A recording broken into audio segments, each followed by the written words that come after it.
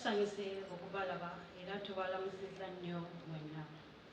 Tubakulisa okumalako omwaka 2024 era tubeebaza olw'emirimu gyonna gye mukoze.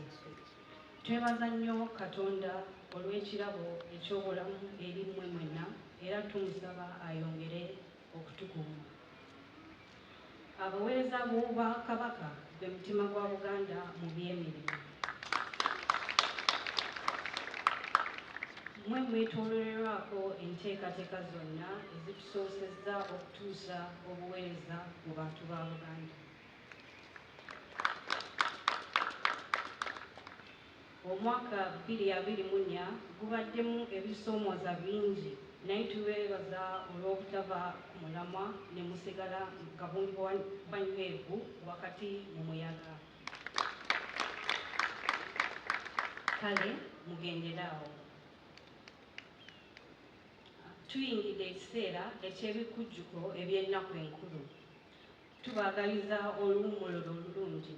Kyokka tubasaba mubeere beegendereza mu byonna bye mukola. Ebidduka mubivuge nga mugoberera amateeka g'oku nguudo.